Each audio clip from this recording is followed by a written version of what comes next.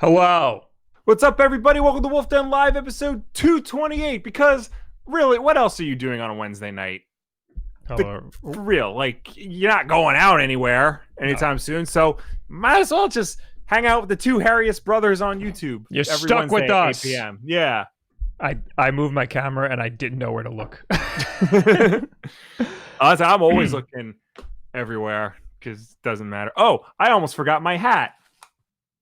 Oh my god, you suck. There you go. Now I feel complete. He's wearing a Batman vs Superman hat. I don't know what you're talking about. I'm just excited to sit here and talk to you about video games and only video games for the next 2 hours and nothing else. That reminds me, though, if I do get hungry, I do have Snyder's of Hanover Pretzels to help me out here. So I will be satiated during that time. All right. I almost forgot. Oh, okay. I almost forgot. Right. We need to talk about the Snyder version of Superman and Scott Snyder's Superman Unbound that he did with Jim Lee a couple of years ago. This was actually pretty good. Probably the best Superman of the new 52. Scott Snyder's great. Scott Snyder is great. Scott Snyder is great. Long Island's own Scott Snyder is great. Mm-hmm. That's it. That's all I got. There's nothing else? Okay. No, there's nothing else. There's no other things you want to talk about. No, let's relating to Superman. What could you possibly be talking about, Bob? Nothing. Don't you want to, thank everyone for being here first? That's true. Thank you. Hello, Tony Montiero. Hello, Mike UK. Hello, Sarah Anderson. Hello, everybody. Hello, anyone and everyone who is here. But a special hello to Sarah Anderson again. Nick Smith, Rafa Barros, and Andrew Pittman for being members here on YouTube. Thank you. I like to point out that hat is what Will used to wear in every video. Yes. Before the Wulff Den hat. Yes. Regardless of what he feels about the movies. It is a nice hat. Like it's a very comfortable, fits my head very well. And Warner Brothers gave it to me for free, so. Will, did you happen to see anything about this Zack Snyder and Justice League movie? Bob, I don't know what you're talking about. Okay, I'm just asking. I just vaguely remember seeing something about that. Just the hair for $2. Hashtag release the Wulff Damn It cut. Also beep test. I believe he's referring to my cut of Avengers Endgame that I have just slept on. So that because didn't come up in this who really wants to sit through a 3 to 4? Oh, there's no audio. Now we're back with audio. Okay. I'm so sorry. Hopefully, we'll be able to move ahead with our little video game podcast. There will be no more technical issues, because otherwise we're going to have to hand this over to another podcaster, let's say Joss Whedon, and then 3 years later come back and do our own version of this podcast that will hopefully be better, but who knows? Anyway. So OBS crashed. I don't know what happened. All I did was hide one of the things and then it crashed everything. But we're going to talk about Paper Mario. Yes. But first we have to talk about the May games that you're getting if you're subscribed to Nintendo Switch Online. Yeah, so we usually start the podcast talking about PlayStation Plus or Xbox Live when they announce their free games. Mm-hmm. So we'll do that with Nintendo right now. Yes. We'll go nuts while I figure out all this crap. Okay, so in the month of May, starting today, actually, you get 4 free games if you were subscribed to Nintendo Switch Online. You get 2 SNES games, 2 Super Nintendo games, 1 Super Famicom game. It's an import for you weebs out there, and 1 NES game. So, for the SNES, you get Wild Guns and Operation Logic Bomb. For the Super Famicom, you get Panel de Pon. Oh, yes. And for the famous NES, Panel de Pon. Yes. And for the NES, you get Rygar. Well, do you know what Panel de Pon is? I have no idea. It is Tetris Attack! Oh, is it? Yeah, but it's it's the Japanese version. Which I didn't know. I had no idea that's what that was. You know, that I know that Tetris Attack was not Tetris Attack all over the world. I didn't know that it was originally this. Yes, apparently. Yeah. So that's cool. After all that, I don't know how to get super chats up anyway. Oh boy. Did you link that anywhere? I put it in the keep. Okay, I'll pull it up. So they haven't been very good at this. No.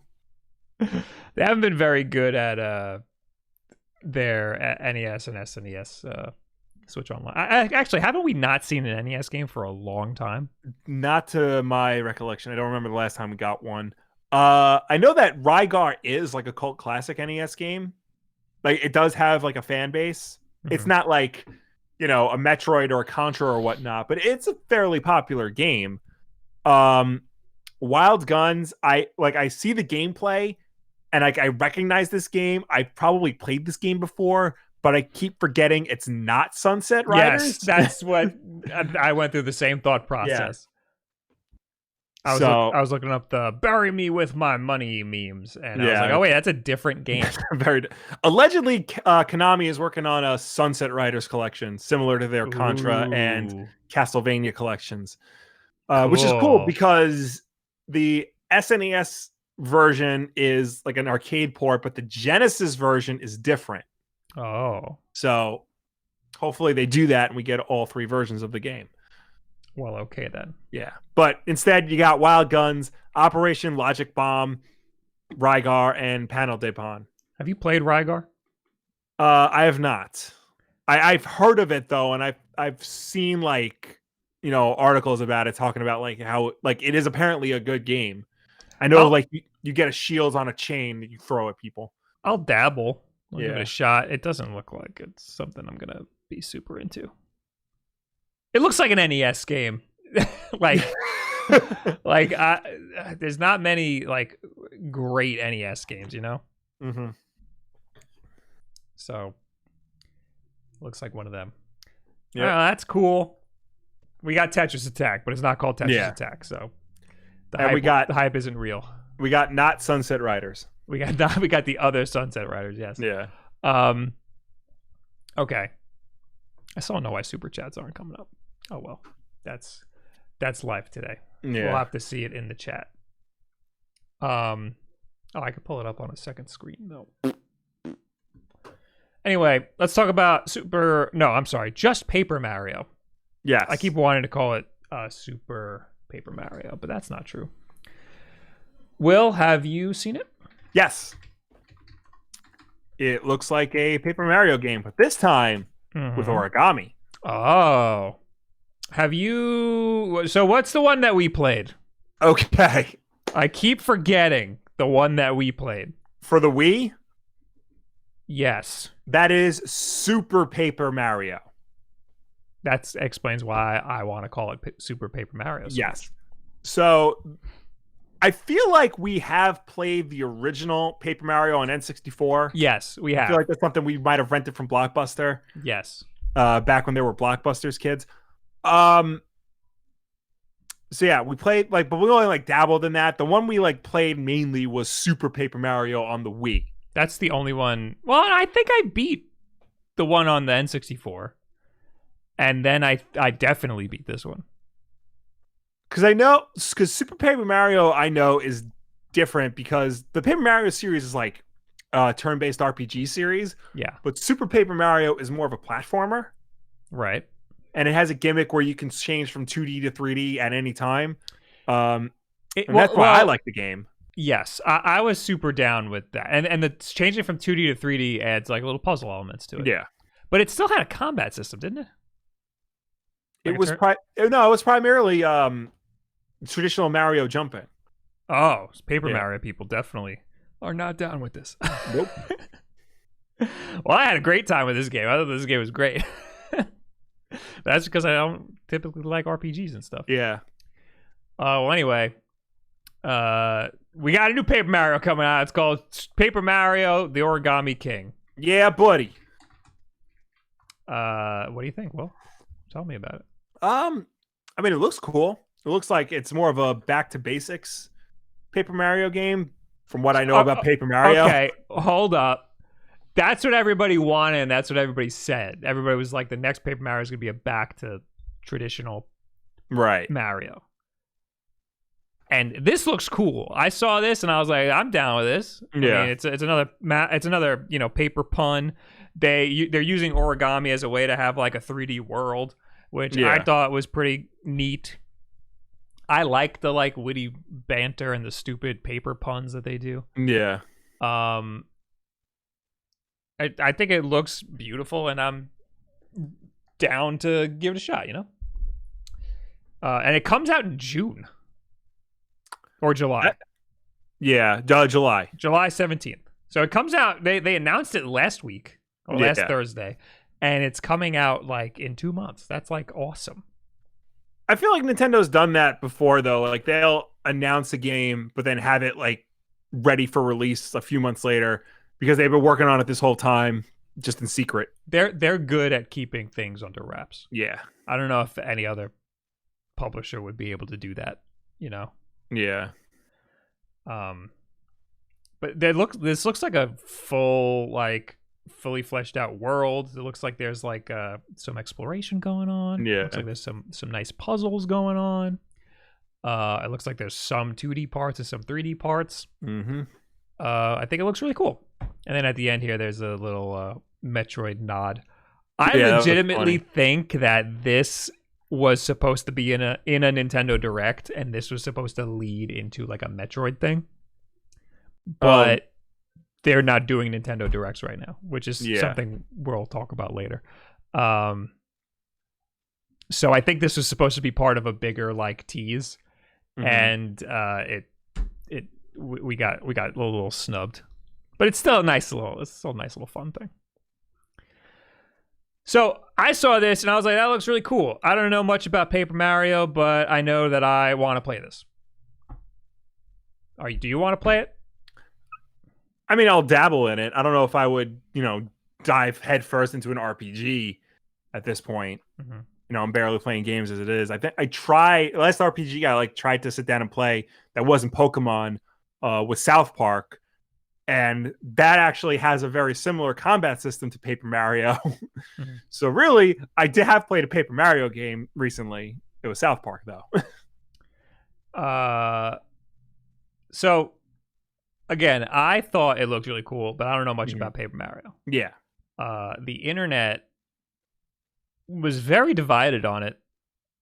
People had a lot of weird things to say about it that I think is weird because I, again, am not that big of a Paper Mario fan. Yeah. But reading some of the things that people said about that very short trailer and the assumptions they're making about the whole game at large made me really weirded out. I'm going to try to open them all right now. Yeah. And it's going to take me a while. So I collected a bunch of tweets from all over the internets that I saw when it was when it launched.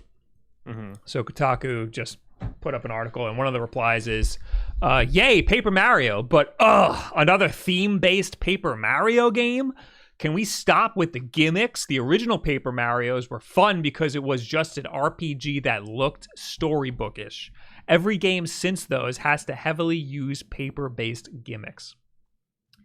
So people, it's not just this person, but people are mad that they really lean into the paper puns, Well, I like how the first reply after that is, well, it is Paper Mario after all. So supposedly the first two games were pretty serious?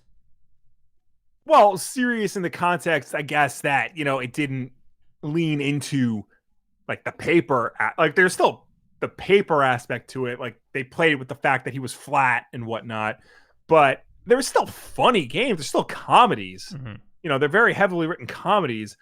People seem to think that Mario and Luigi games should be designated for the funniness, and Paper Mario should be more of a serious turn-based RPG.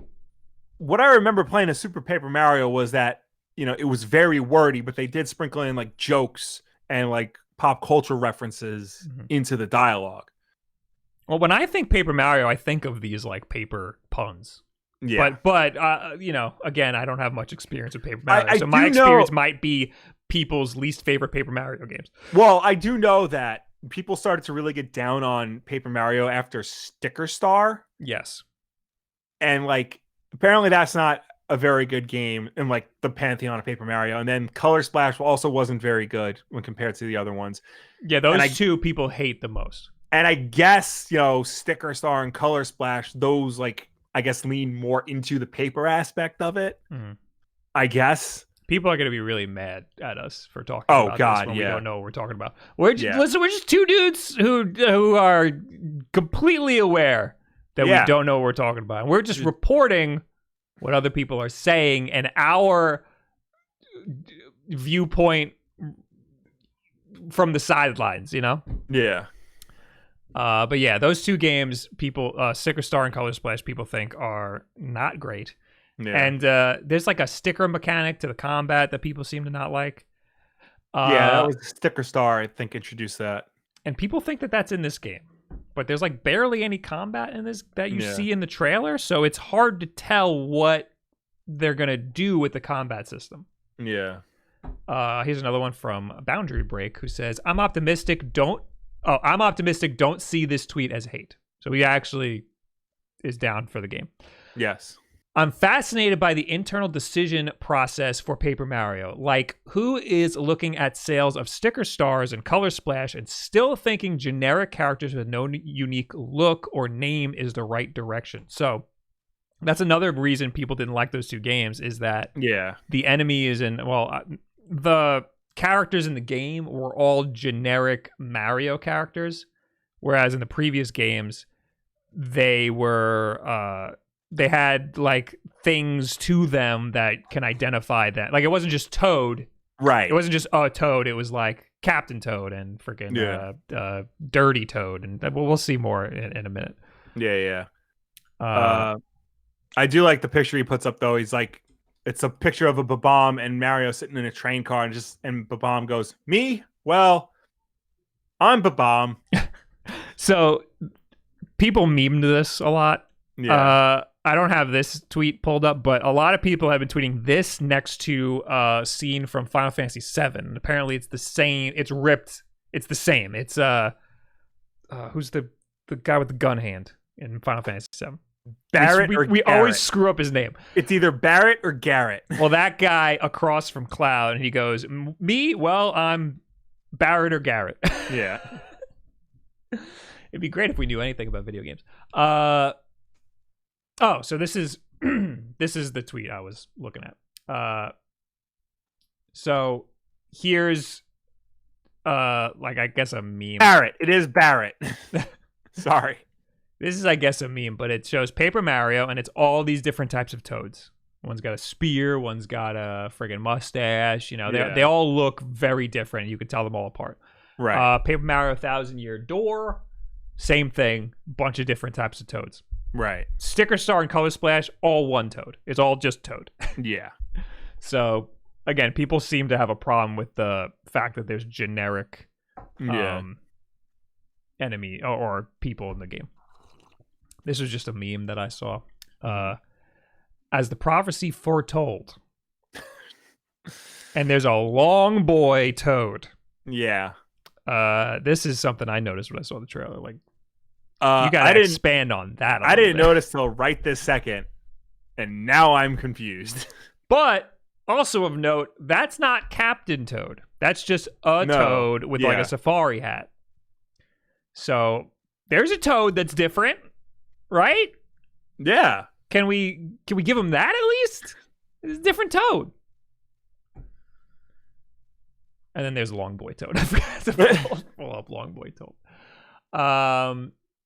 Here's another one. Like others, I'm also pretty split on this one. The scenarios and story looks really kooky and charming, but the combat looking similar to Sticker Star and the continued strict use of just vanilla Mario characters has me a bit disappointed again. I do want to give it a chance, though. So again, people are upset about there being too many generic characters. And the combat looking similar to Sticker Star, again, there's like barely any combat. I gotta mute Twitter right now. Yeah, I'm watching the trailer again just because it's up. I mean, it looks like there's a lot of filler, like puzzles and stuff in the world, which people might not be happy about, and like exploration and whatnot. Like it looks like they're focusing a lot more on that than they are on combat. Yeah. Honestly, now that I'm looking at it more, it does give me a heavy Tearaway vibe in some places. Yeah, I could see. Well, yeah. Yeah. So there's a little bit of combat. Here's him jumping on booze heads. There's another one where there's like a giant circle. Yeah. But I don't really know that seems like a unique like story beat that isn't going to happen all the time. Yeah. So yeah, there's not really much to go off of with the combat. So I think it's weird to like attack it now without knowing more about the combat system. Yeah. But again, I don't know much about Paper Mario's combat system. Stealth says, I think maybe the best part of Paper Mario The Origami King announcement is the game is literally out in 2 months. Literally 2 months from the reveal release for a Mario game. That is crazy. That is crazy. Yeah, I completely agree. People who are too hot to like jump on this game for not being the 1,000-year door or whatnot seem to be forgetting that we're getting a new Mario game in 2 months out of nowhere. There's more. We got Nintendo, our buddy Nintendo here. Right into the show. Well, that's a surprise. Doesn't seem like too much of a return to form, though, on first blush. Seems to be chock full of flimsy paper references yet again. Pardon the pun. So he did it. He did it in his own tweet. Yeah. Hopefully this one has more depth than Color Splash, but I'm starting to think we won't see a real Paper Mario again. So this is more referencing that there was a leak that we were going to get a Paper Mario game, and the leak said it was going to be a return to form. That was in quotes from the leak. Yeah. So that got people's heads in the wrong space, you know? Like people were excited that they were going to get a return to form because of that leak. And that's why you should always take leaks with a grain of salt. Don't get too excited over leaks because you might get disappointed.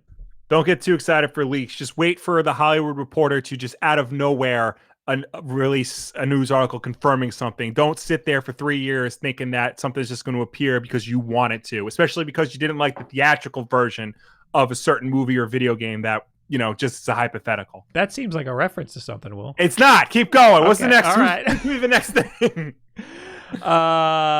This is just Nintendo. Oh no. Somebody replied to Nintendo's tweet of the trailer. Said a Discord user pointed out the reason this bomb is so chill is because he has no fuse. So he cut his fuse off. And I saw him as a character following Mario around in the trailer. Yeah. What a subtle detail. He found out the path to inner peace was just to cut off the fuse. Oh, see? And you people think there's no, like, smartness and nuance to Paper Mario. There you go. Yeah, there's unique characters. It's a regular old bomb really without a fuse. That's how you can tell. Well, you can tell them apart because the little millimeter of a fuse isn't there. Yeah. See, they know what they're doing. And this last one, Spike, can we talk about your Peach obsession? And it's, I guess he's in Spike's house, the little guy who vomits up a Spike ball. Yeah. And he's got pictures of Peach all over his wall. He's a Peach simp. He sure does. But also, wouldn't Mario also be a Peach simp? I remember looking up what a simp was. And I can't explain it to you. You just gotta know, okay? The only thing I know about the term simp is that everybody on Twitter thinks Mordecai from Regular Show is a simp. Well, yes. That's my only frame of reference for this. He would be. Okay, so a simp is somebody who really is like into or backing an e-girl, and that's really all I got. That's really all it is. Like a white knight for like an e-girl, but really they're just really big fans. According to Urban Dictionary, a simp is a man that puts himself in a subservient or submissive position under women in hopes of winning them over without the female bringing anything to the table. So yeah, that's Mordecai. So I didn't know about the subservient part, but I always see it in the context of there's like an e-girl that people are like fans of, and they like overly like stan them, you know, they like overly like do, and so Spike is a simp for Peach, but so is Mario. Right. Think about it. I mean, Mario is like the ultimate simp because he like goes above and beyond. Mario isn't really like subservient or submissive. He's like very active in like going out and doing things. But he doesn't get anything in return. He doesn't get anything in return. He gets absolutely nothing. Maybe a kiss in like 1 or 2 games. Right, but I think it always seems more like he's doing it not because he wants some, but at this point it's mostly because like he just feels like that's his job. That's his duty in life. That's his job, yeah. What has Peach ever done? Like she's the princess of freaking of the Mushroom Kingdom. The Mushroom Kingdom. But all she does is get kidnapped. What has she done for the Mushroom Kingdom? Well, she passed that health reform bill not too long ago. There was that time in between Mario 64 and Mario Sunshine where she tried to clean up the beaches of Delfino Island. That's why they were going there. You know, it was mostly just a political stunt. It was a humanitarian effort. Exactly. And then, what's his name? Bowser Jr. came and just ruined everything. So they start from scratch. So AJ in the chat said, Simp is an acronym. And he said, look up the acronym. It's wild. And I'm trying to. It's not just short for simpleton? It's an acronym. It stands for someone/sucka.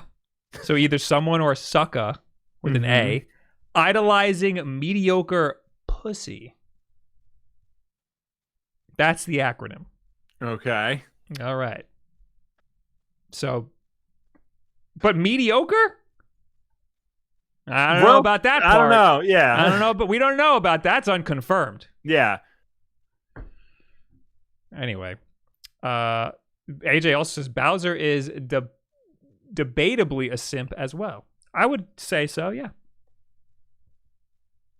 Bowser to me feels more like just like the true definition of a stan.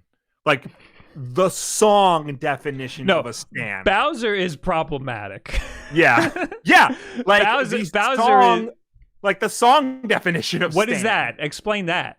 So, all right, for all you Gen Z kids out there, the term Stan comes from the Eminem song of the same name about a character called Stan who is so obsessed with Eminem, he kidnaps his own girlfriend and throws her in the trunk of his car and then commits suicide with her. Oh, that's Bowser. That's Bowser. Yes. Yeah. So you're right. Yeah.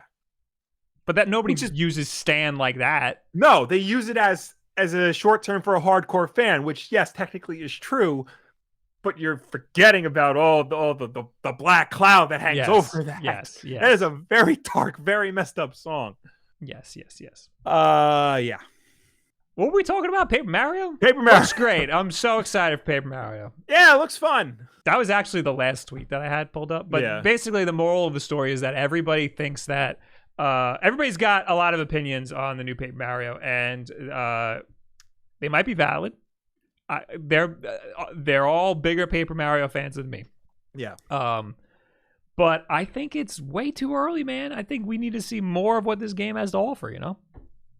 Well, I mean, they have 2 months to show us exactly what they're trying to do. In terms of when the game releases, it's not early. It's late. It is down to the wire. I mean, we have no information on the game. We have 2 minutes of random footage. Yeah. And no combat at all. I think when we see finally some combat, then the Paper Mario fans are gonna rip this thing to shreds. Yeah. But me, as somebody who's not a huge Paper Mario fan, it looks cool, and I'm excited to play it. Mm-hmm. And I'll probably be streaming it, at least the beginning of it, until I get bored and stop playing. I don't think I'll beat it. I don't think this doesn't look like a game I'll be beating, but it looks like a game that I will have fun with for a few hours, because that's just how I play games. Well, that's just how I play games that I'm not hardcore into. Right. I I think super chats are broken on Streamlabs. They are broken in Streamlabs. I see them pop up in the chat. It's just they're not saved anywhere. We literally have to like scroll through the chat. There's a way to pull up just super chats. Oh yeah, okay, I have it. Okay.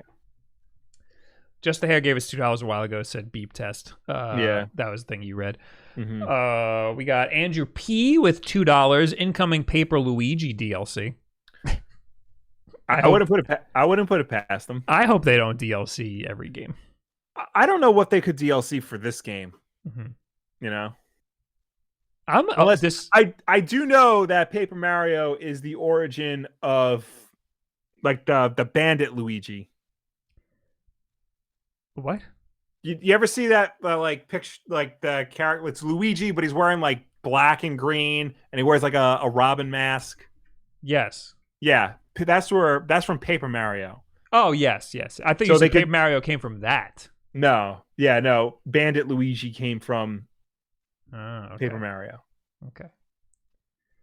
Well, anyway, Demolition Man 5 with $5. I believe Nintendo is sitting on finished games to release to cover for the other games, the other delayed games. I think they moved stuff around probably. They probably moved around their release schedule a little bit. They're having a hard time working on stuff during this pandemic, so yeah, things are going to be more spread out. Yeah. I mean, Nintendo's working on games all the time. They always have something. Like all video game companies are working on something all the time. It's just, what is at various stages of, releasability. Can we talk about this right now? Can we release this right now? I guess now was the time to talk about Paper Mario because they could. Mm-hmm. You look at Metroid Prime 4, that's an example of we announced this too early. We announced this when we started development, and now we're having problems. So we got to scrap it and start over again. That's a rare occurrence, I would say.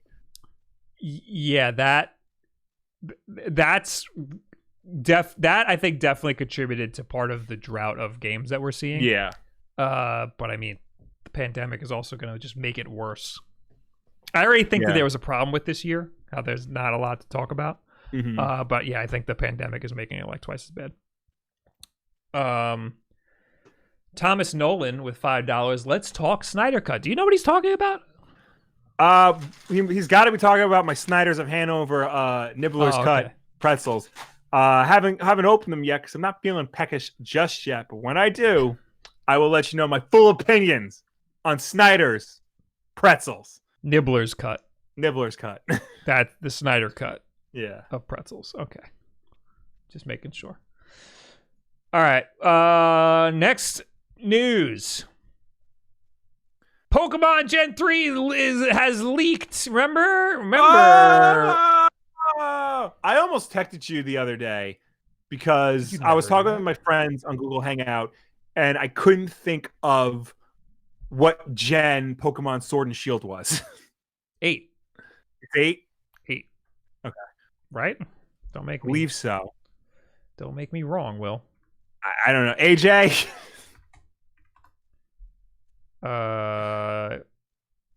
Yeah, it's Gen 8. Anyway, a few weeks ago, there was a Gen 1 leak. Yes. We learned about Pokemon Pink. Yes. They were going to have yellow and pink versions. And of course, there was like source code leaks, and people thought it would help with like ROMs and the hacking community and whatnot.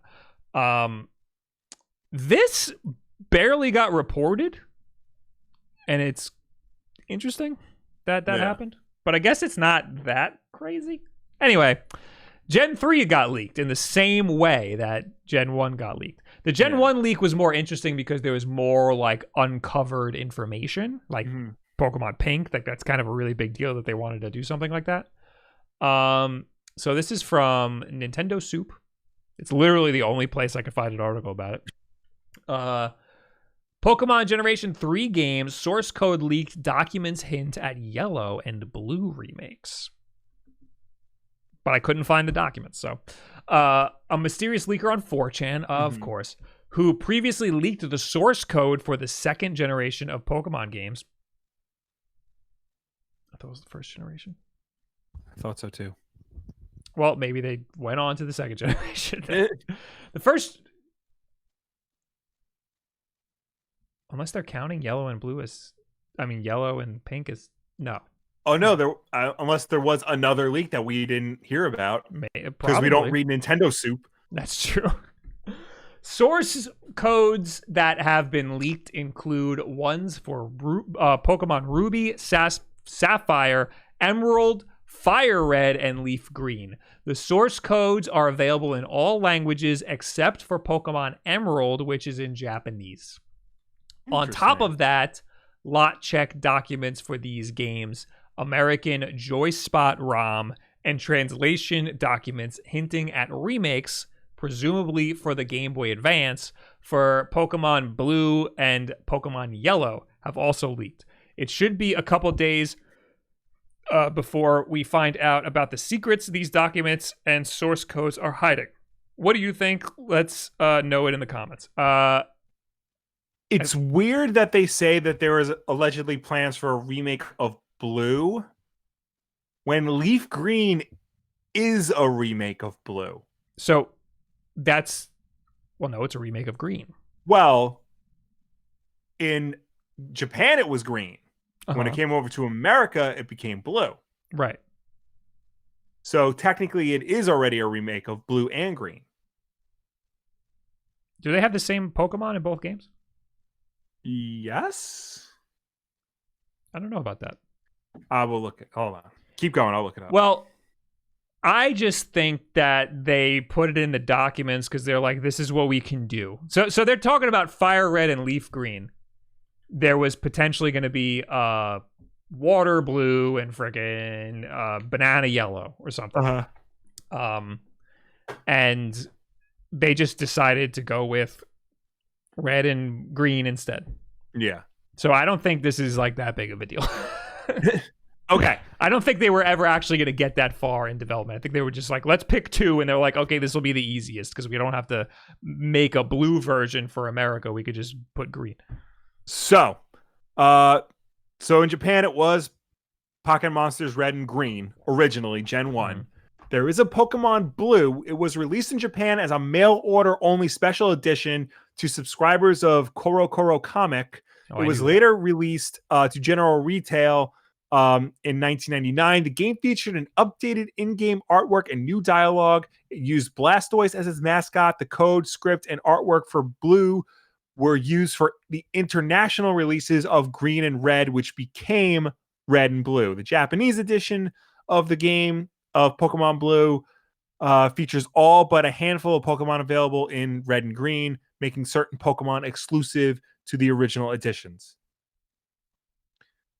So Blue is a mix between Red and Green. Correct. Okay. So this was they okay. So so it's different. Mm-hmm. All right. These documents just show that they were deciding which ones they wanted to remake, and they just decided to go with Red and Green. So I really don't think this is that big of a deal. And this article says, hopefully in a couple of days, we'll find more secrets out from these documents as they get translated and whatnot.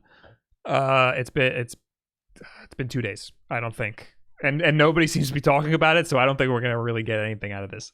Yeah, it doesn't sound like people generally care. The only reason this is kind of a big deal is because apparently the ROM hacking community loves Fire Red and Leaf Green.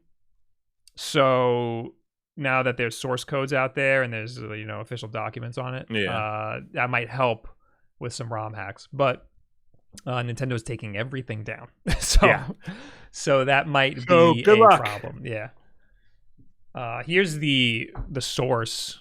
No, this is gbatemp.net. This is not the source. It was a 4chan leak.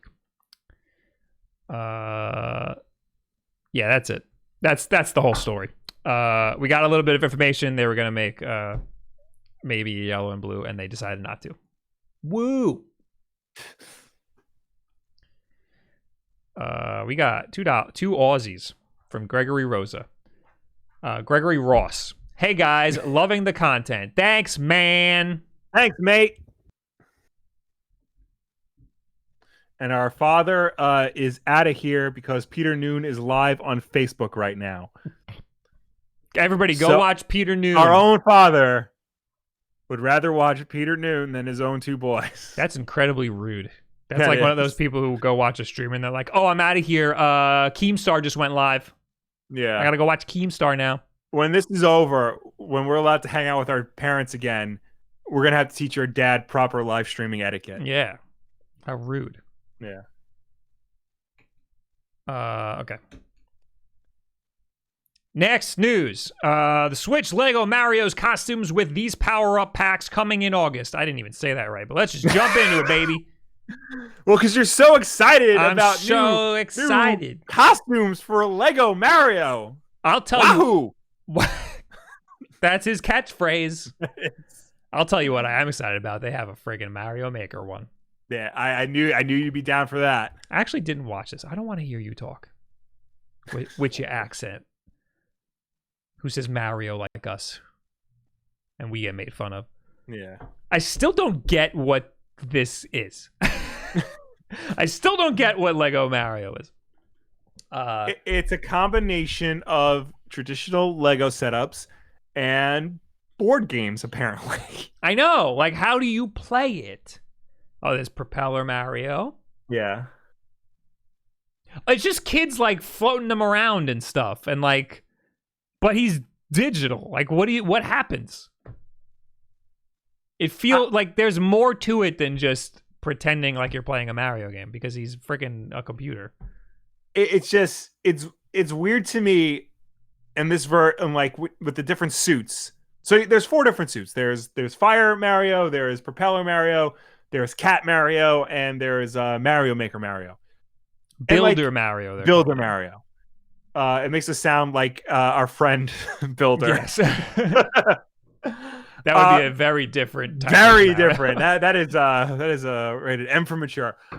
But you look at like the Fire Mario, you actually like have to flick him to throw a fireball. I know a few people like that. Yeah. And Cat Mario, it looks like there's a light shining out of his butt so he can sense when you're on like the surface of something. Okay. So it looks like these power-up suits actually are like power-up suits. They change the way you use this particular version of Mario in this Lego game that you play with him. That's what I'm saying. Apparently, they're suits. So it's like there's like a base unit that is Mario's face and that little and LCD the inside screen. of the body. Yeah, the LCD screen, the little inside of his body, his little nude body. Yeah. And then you put like pants on him or the overalls and a hat, and that changes the Mario that it is. Yeah.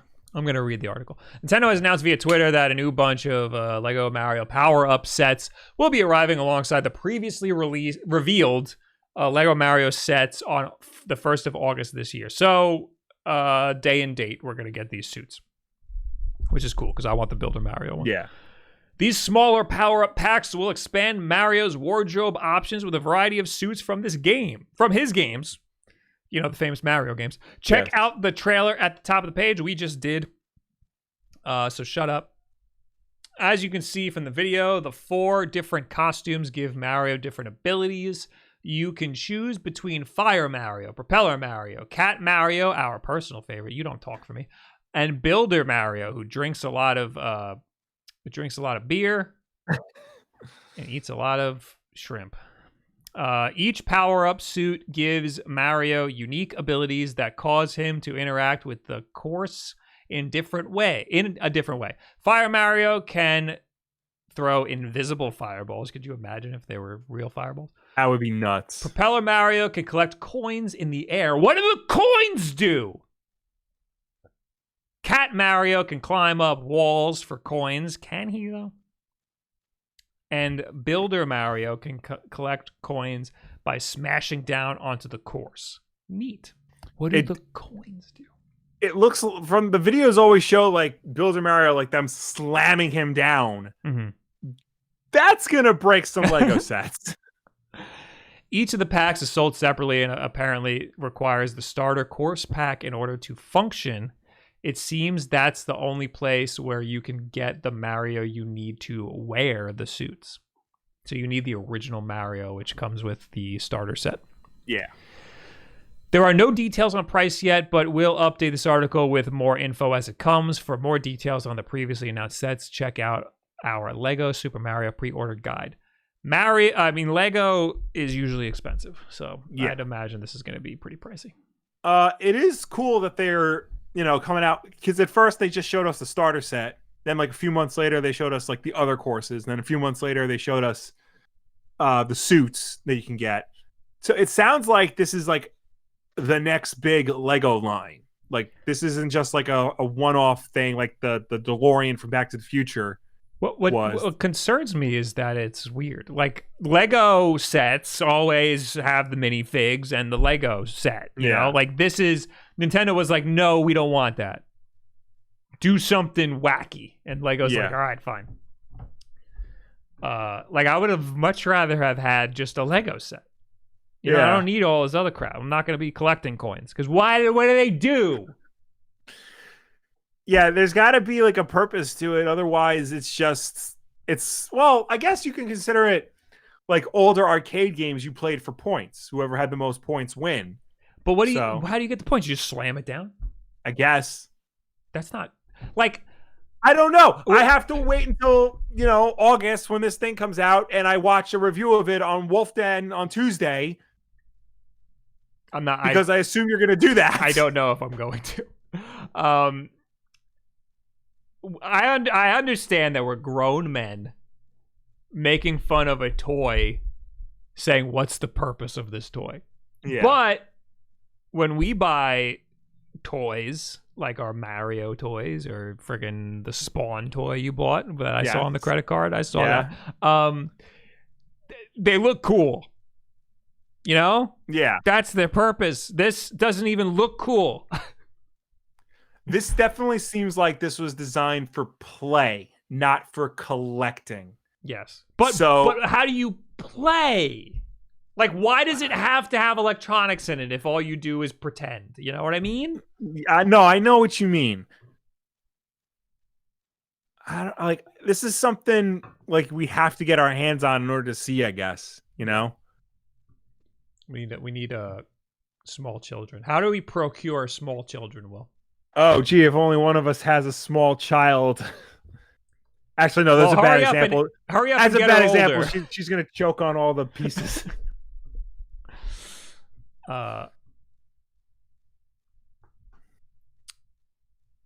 Ray Zach says it probably connects to an app filled with microtransactions. I don't know about that. Oh, great. I don't think Nintendo would do that. So the starter set costs $60. Yeah. So I would guess that the other outfits cost like $10 maybe. I wouldn't be surprised if they cost 15? $20. I'm gonna say $12.99. All right, that's what I'm gonna say. Because there's the only electronics on them is probably gonna be like an NFC chip or something. Yeah. I'm gonna say $12.99, just like an amiibo.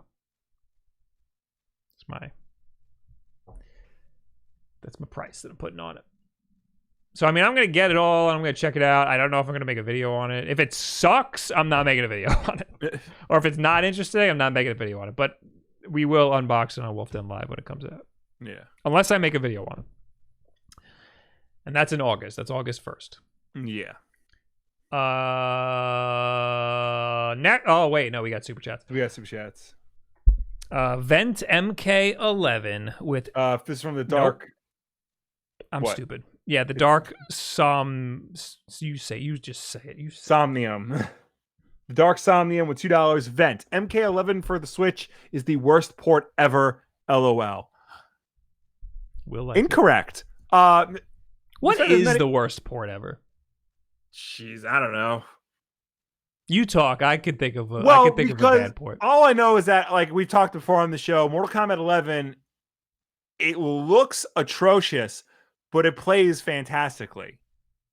Like graphics aside, like it plays just as well as all the other versions of Mortal Kombat 11. 60 frames per second. The combat feels fast and fluid, and just as good as it does on other systems. It just looks like butt. So, and if you can get past that, go ahead and play it on Switch. The worst port ever is probably a Wii port. Right? Yeah. It's probably like Assassin's Creed or something. I don't think there was Assassin's Creed on the Switch, on the Wii. Oh, they put it on the Wii U. Oh, yeah. I'm trying to... People are saying the wrestling games. Oh, yeah. Those are pretty bad. I feel like worst port is like you go back to the Genesis, Super NES days when like the ports would be like wildly different. I know that there's ports that like just straight up just didn't work at all. Like broken all, that they just farted out, saved as, and it just didn't work at all. Well, I mean, there's, if you want to get technical here, the port of Pac-Man from the arcade to the Atari 2600. That is pretty bad. It's a terrible port. That is pretty bad. Oh, underscore says Arkham Knight on PC was pretty bad. Oh, yeah. Anyway, we also got $69.99 Canadian. Nice. XD, just blame me for breaking up Super Chat with my 50 Canadian Super Chat. Wait. How many monies is this? I looked it up. So $69.99. This is from Sarah Anderson, by the way. $69.99 Canadian dollars is like 50 American dollars. Oh, okay. So her $50, I guess when she became a member, she contributed 50 Canadian dollars. So I guess that's like 40 American dollars. And she's apologizing because she feels like she is responsible for breaking the chat with her generous donation. Wait, no. She didn't give $50 before. This is 50. the only... Anyway, Super Chat before the stream started. Oops, oh well, hope this makes up for it. I didn't see a Super Chat before it started. I saw you became a member before it started. Yeah. But anyway, thank you for the Super Chat. Yeah, thank you so much for your generous... And thanks for confusing the hell out of me. Yeah, it doesn't take much, but we appreciate it. Just a little bit of math. Radberry Gaming with $5. July 17th is my birthday, so I'm looking forward to Paper Mario and Ghost of Tsushima. Also, I love your podcast. Keep up the great work, guys. Thank you. Happy birthday. I forgot Ghost of Tsushima comes out the same day, which is going to be a problem because I totally forgot to watch the gameplay reveal of it that they had last week. Still haven't watched that either. But I saw afterwards there's a black and white mode, and from the start of the game you can play it with Japanese dialogue and English subtitles. I'm gonna do that. Now I don't know about black and white. Well, I love me some Akira Kurosawa samurai movies, and the best ones are all in black and white. So I might, if I ever play this game, I might just play the whole thing in black and white with the Japanese dialogue track. I don't know about black and white, but I do want to play it in Japanese. That sounds cool. Anyway, next news. There's no Nintendo Directs ever happening again. Oh, we're raspberries. Done. No more. Call it, pack it in. This is from Nintendo Life. It doesn't seem like a Nintendo Direct will be happening anytime soon. Oh, what disconnected? Is it my freaking keyboard? My keyboard disconnects. Oh boy, I got a lot of complaints. At the end of April, Venture Beats Jeff Grubb said there wouldn't be a Nintendo Direct taking place this June. A few days later, Eurogamer published a story supporting the original report. Now, Jeff has provided an update. Nintendo supposedly has no upcoming Direct presentations planned at all right now. It's also apparently told development partners with, quote, big announcements to not wait around for the next broadcast. There's a quote here, but I don't even know what they're quoting. Earlier this month, I reported Nintendo isn't planning a Direct for June. As an update to that, I'll add that Nintendo isn't planning a Direct at all for now. It's telling development partners not to wait for a Direct, even if they have a big announcement. In terms of upcoming first-party announcements, Jeff says Nintendo will continue to surprise fans, as it did with the reveal of Paper Mario The Origami King last week. He expects the rumored games he's previously spoken about to show up. And what's coming is Pikmin 3 Deluxe. That's kind of like a big like thing to just throw out the title like that. That's very specific. Yeah. Pikmin 3 Deluxe, 3D Mario Remaster, 3D Mario Remasters, and Super Mario 3D World Deluxe. Again, another big full title. Oh, those, I guess, deluxe. There, Yeah. he's assuming that could be an assumption. It could be an assumption that is just that's what they're going to call the port. Well, they called Super Mario U Deluxe. That's what I'm talking about. Yeah. I don't know why Pikmin 3 Deluxe struck me as a new title, but I know that it's not. Yeah. Anyway, he says there might be, quote, some surprises beyond this, but Nintendo may have to wait until it can start doing directs again. I feel like this is not going to stop people from saying, yo, there's going to be a Nintendo Direct tomorrow. I don't know. I kind of buy into this. I think that they're just... I definitely believe this. I definitely believe that there's not going to be a Nintendo Direct anytime soon. Mm-hmm. If not, they probably might not even do one this year due to what's going on outside. But and like I get it. Those are things that have to be like planned well in advance. You got to get a bunch of different developers on board, not just Nintendo. Especially for like the big directs, you want to get like all your third-party publishers, in order. That's the key part of this, is that they told third-party publishers, like, don't wait up for us. Because I guess normally they're like, hey, can we get in the Nintendo Direct? We got a big announcement. But this time they're like, don't worry about us. We're just freaking we're just farting stuff up on Twitter. And I think that's fine. I mean, there was enough hubbub about Super Paper Mario that they don't really need Nintendo Directs. Yeah. I think it's kind of sad for the other stuff, like the third-party stuff that might not get the spotlight if it wasn't for a Nintendo Direct. Yeah. Like, I wouldn't have known about Creature in the Well had it not been for a Nintendo Direct, Mm-hmm. Or something like Good Job. Like, that was really good to be spotlighted in a Nintendo Direct. If they just put that up on Twitter, I would be like, what is this game? I don't care about this game. But since I got to see it in the Nintendo Direct, I got it, and it was great. So it sucks for the smaller games. For the big stuff, I think there's nothing wrong with just farting it out on Twitter. I think it'll make the same sort of waves that it would have otherwise. And then people can't go, oh, this is a bad Nintendo Direct. It didn't have exactly the game that I wanted. Yeah. It didn't have Super Mario Maker. So yeah, it looks like Nintendo's working on stuff. It's just going to be a while, and they're going to space out announcements. But I'm really hoping for these 3D Mario ports, 3D Mario remasters. Yeah. I do want to play all of those games again, and it would be nice to be able to do that on the Switch. Yeah, absolutely. I will definitely, day one, if the remasters come out, I will get it, and I will play through as much as I can. That's all we have for Nintendo stuff. Okay. We have some other stuff, though. Ooh. Like, did you see this? The Last of Us Part 2 limited edition PS4 Pro bundle. I did see this. This looks dope as hell. Is this gray or is this the PlayStation Black? No, it's like a gray. Are you sure? Does it say it anywhere? Well, it's definitely not, because like PlayStation Black is black. Like, this is a lighter color. In the lighter shade, if you will. It could just be the pictures. You know what I'm saying? Right. Apparently it comes with a gold wireless headset. The PlayStation 4 gold headset isn't good. At least I think they made two versions. The first one was not good. I think they fixed it. I've heard better things about the second one, but the first one was garbage. I feel like the gold is a fine like starter headset.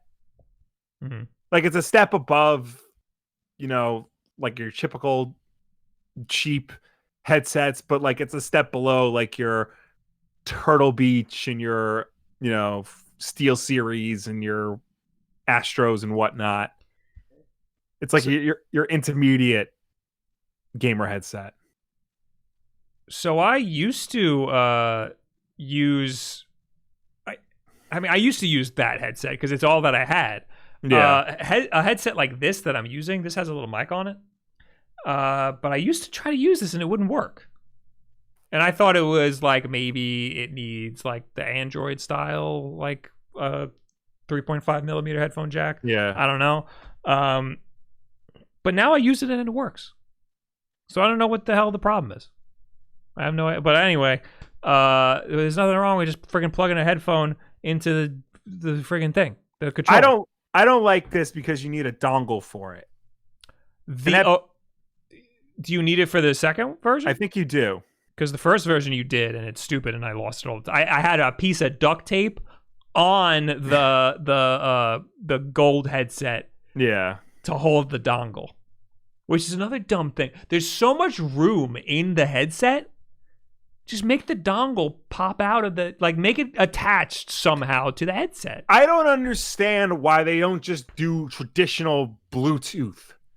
The PS4 transmits Bluetooth for the controllers.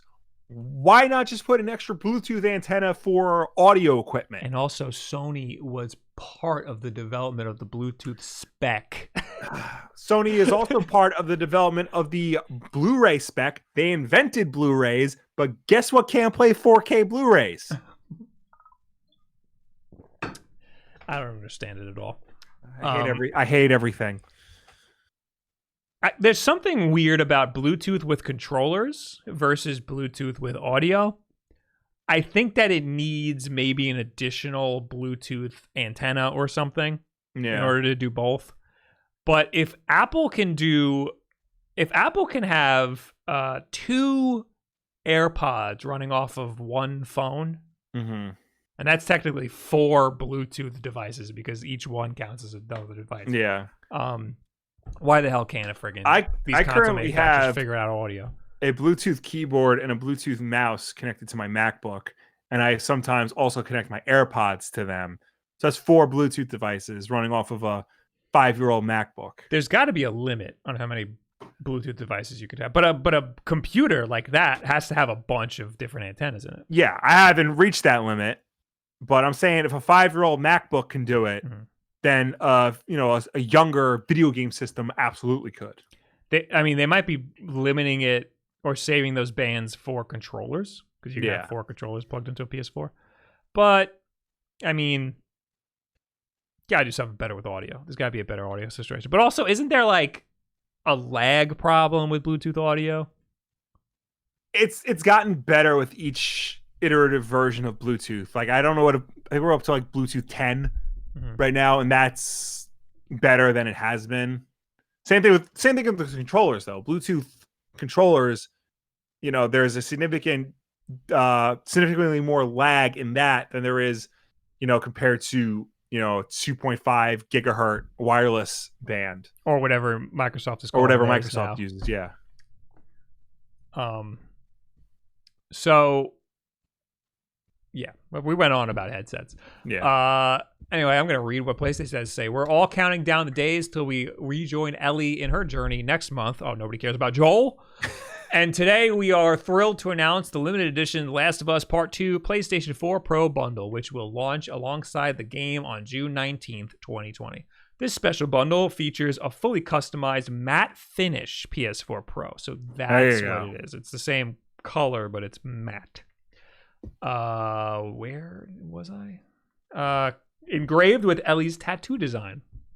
A limited edition DualShock 4 wireless controller, a physical copy of The Last of Us Part 2 game, as well as a code to redeem digital content, such as The Last of Us Part 2 PS4 dynamic theme, avatar, and more. This limited edition console will be available across US and Canada for $399.99 American and $500 Canadian.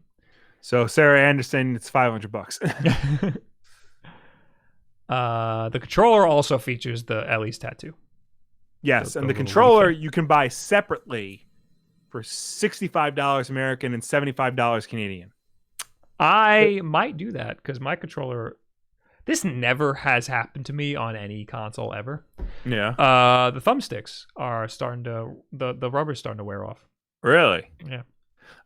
We take good care of our controllers. I've seen like pictures online of like people's controllers like wearing now, but like We've never had that problem. Yeah, I always look at people's like other people's controllers and their thumbsticks, and I'm like, ew, dude, how do you let that get like that? But no, I did it to my PS4. This is a launch PS4 controller though. True, but I mean, like, you know, we have a launch GameCube, and that controller still holds up fairly well. Yeah. Controller's a little mucky.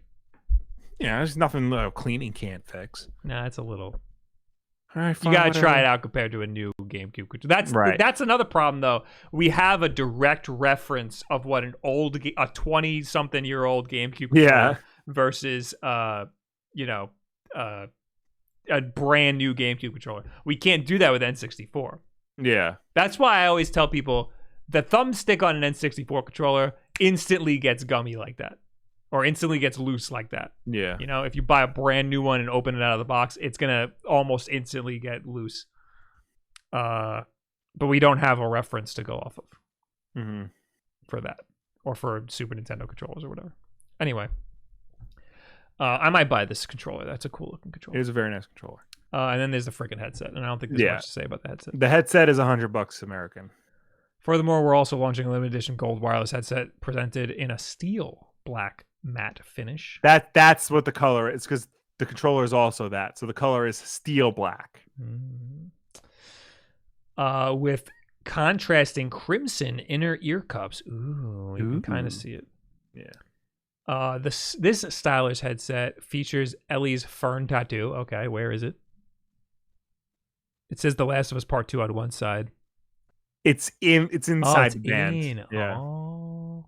I saw a meme on Twitter that was like, I guess, like a reply to the picture of the PS4,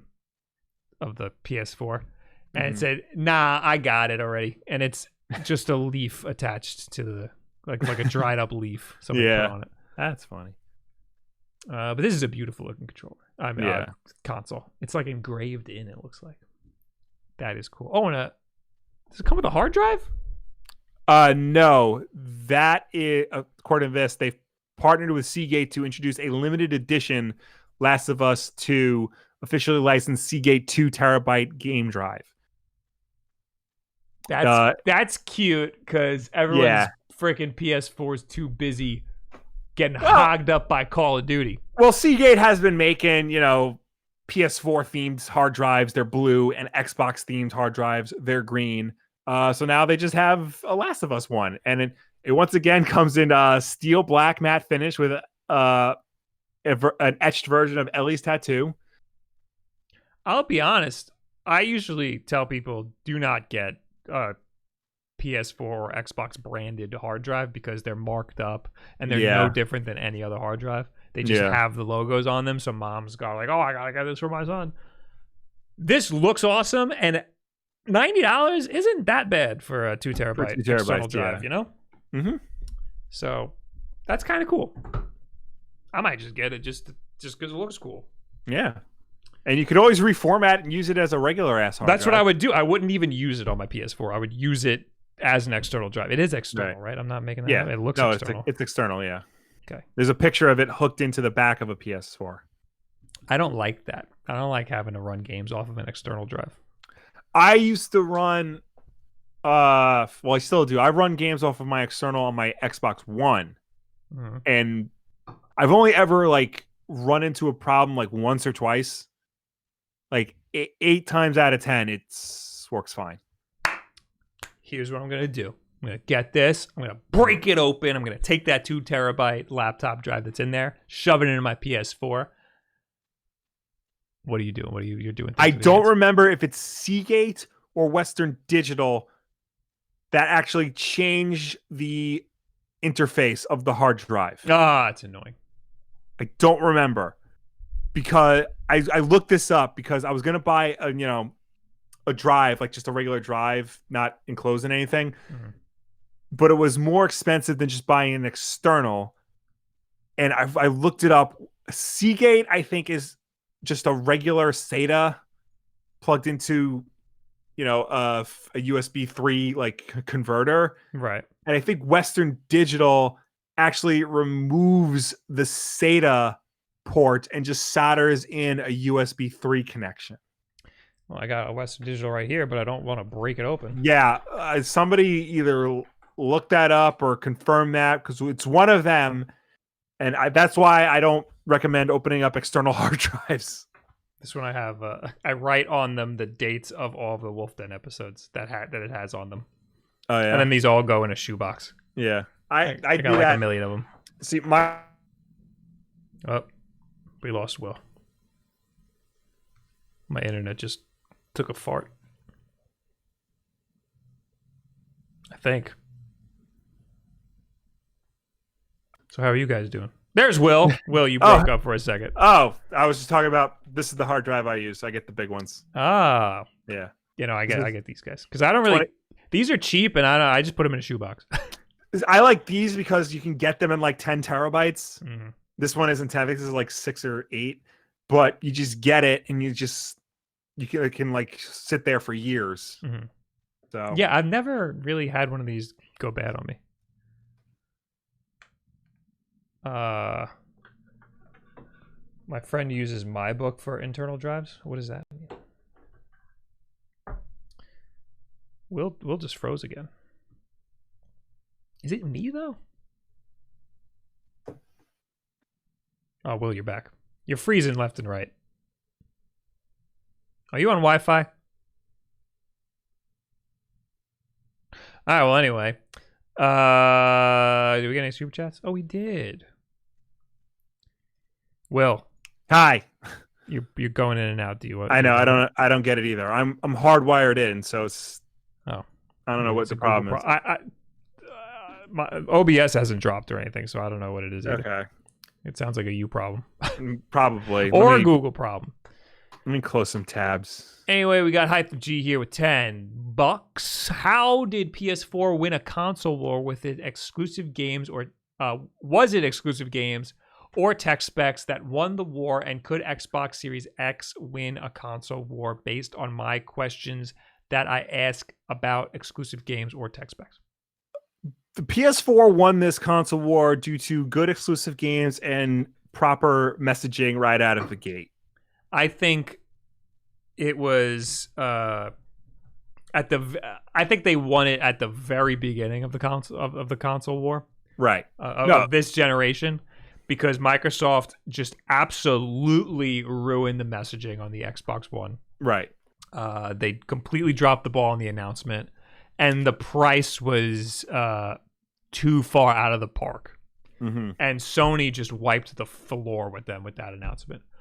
And then from there, Xbox just continued to drop they fixed the messaging and they fixed things with their fan base, but they continue to drop the ball on exclusives. They just completely we don't even care about exclusives anymore. Yeah.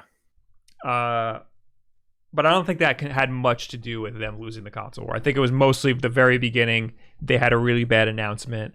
Yeah. And everybody instantly hated the Xbox One from their messaging, and Sony just went in the complete opposite direction and continued to dunk on them directly. Yeah.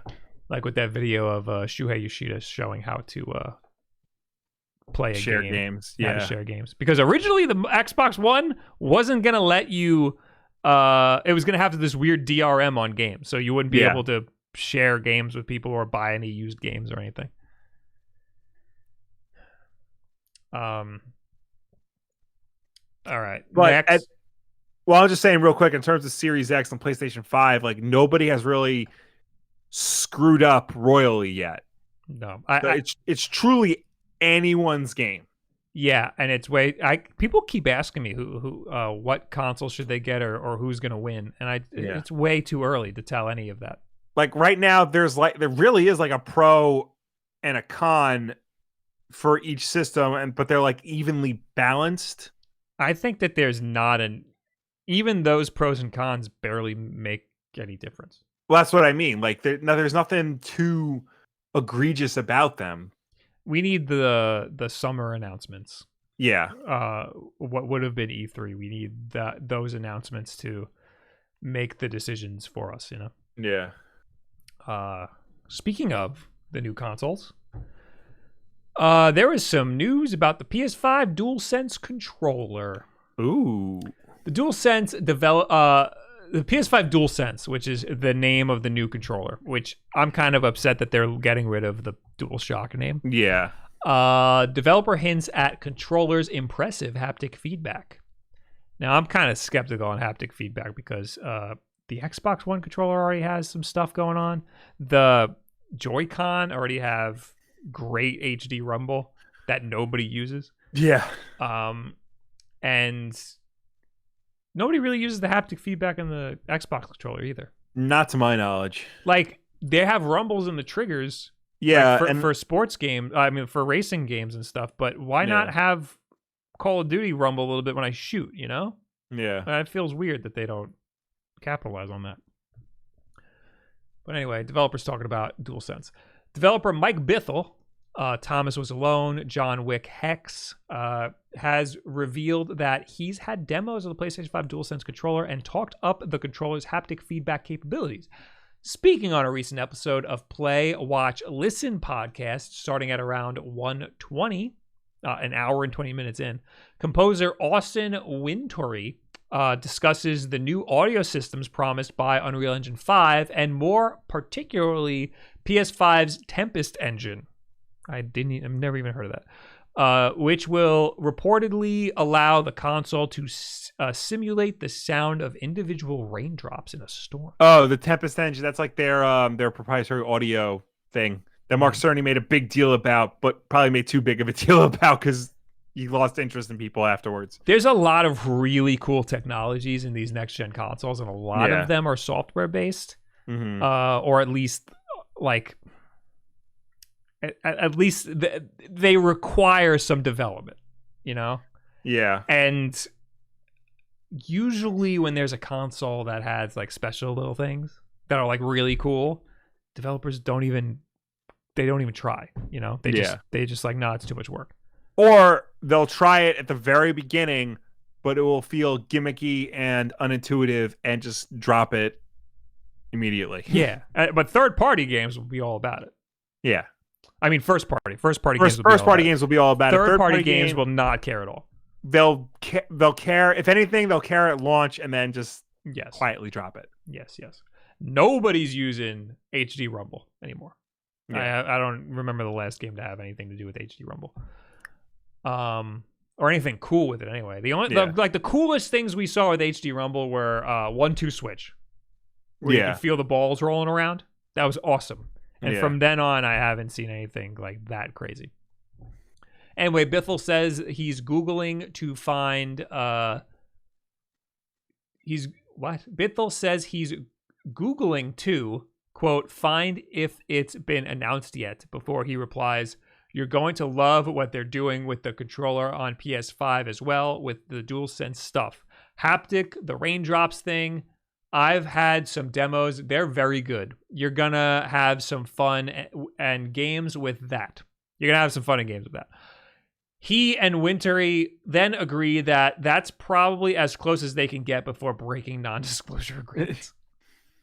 But the connection between the two comments means it's possible Bithell is suggesting that the PlayStation 5 DualSense will let players feel in-game raindrops or integrate with the Tempest engine in some way, but he doesn't confirm either point. It's not a far-fetched possibility. Sony has previously discussed how the controller will attempt to communicate the feeling of walking through mud or the tension of a bowstring. In a hands-on with an early version of the controller, Wired also explained how the controller could simulate the feeling of driving on two different road surfaces simultaneously. It may be that these are the same demos Bithell has had either way. Either way, it's exciting to hear that developers outside of Sony are coming away impressed with the technology. The DualSense may have other bold new features to show off. Check out this article, blah, blah, blah, blah, blah. I think it's funny when big sites like IGN here report on other people breaking NDAs because that means that, to me, that means I know something, but this guy said it first, so I'm going to report on him saying it. And this way I can't get in trouble. Yes. I also noticed that IGN was the only site that reported on that. So I think that they like know something about it. Mm-hmm. But either way, it's everybody who's seen something about the DualSense has said that it's pretty impressive. And I mean, every little tiny thing we've been seeing about the new consoles has been pretty impressive. Yeah. It's just that, again, we don't know what developers are going to do with that technology. Yeah. Right? Or if they're going to do anything at all. We won't know until it's too late, basically. Yeah. And I'm sure, like Will said, I'm sure at launch there's going to be a bunch of stuff that does. There's going to be a bunch of games that do something. Yeah. Or, I mean, even first-party games might, like the whole tension on the bowstring sounds like something that some first-party games will do. But yeah, haptic feedback, I don't know. That sounds like a lot of work. Yeah. Kaioken says, want good HD rumble? Try Doom 64. I'm curious if that's a joke. I did download Doom 64. I should play it. Play it with the Joy-Con and let me know. I will. I think the chat was trying to tell me games that use HD rumble. Benji says Animal Crossing uses it. Does it though? Does it do anything like balls rolling around inside the Joy-Con? Yeah. They just don't use it enough. There's not enough. Yeah. Like HD rumble is really, really cool and probably really expensive. It's probably why the Joy-Con costs so much money. Yeah. And there's just not enough people using it. There's not enough, like, there's so many games that could utilize it a little better. Yeah. Like, it should have been all over friggin' Breath of the Wild. Anyway, we got $5 from Film Optics. It says, hi, guys. How did you guys stream 2 separate webcams at the same time? We use Google Hangouts. Yep. I was going to show you the window, but I think that might give away too much information. That's how we communicate. And then you do a trick where, like, you have yourself up and then me and then, like, you... Oh, so yeah, this is just a Google Hangouts window. That's where Will is. I use OBS. Here it is. You can see the endless me right here. I just have me on one side and Will on the other side. And that is it. Mm-hmm. That's how you do it. You used to be able to just straight up stream from Google Hangouts, but that's not a thing anymore. This is part of the reason why I hate Google, because now they have Google Meet. Yes, but that's a business only thing. No, it's integrated into Gmail. Isn't it our business Gmail? No, I saw it in regular Gmail. Oh, you're right. You're right. Yeah. Then what? See, this is the problem, because Google has 3 different video chat services. They 3? Have Google Duo. What is that one? Google Hangouts and Google Meet. Google Duo is, I think, supposed to be specifically their FaceTime competitor. Oh, like it's meant for mobile, but you could do it on a desktop. And then, of course, there's Hangouts, which has always been there, and now Google Meet, which is supposed to, I guess, their whatchamacallit. So Google Meet, we used a couple times. I like it when we're streaming with multiple people because you can do like a tiled layout of the people. Google Hangouts, you can't do that. It switches between people. So I like the layout of Google Meet better, but there's no good video streaming stuff. Like nothing streams over 1080p or nothing streams at 1080p at all. I think Skype does, and I've been wanting to try Skype, but I hate Skype. Yeah. So one of these days we gotta bite the bullet and give Skype a try. Actually, no, we did. Yeah, it was we had a problem with it. I don't remember what. I think there was an audio delay with your voice or something. Yeah.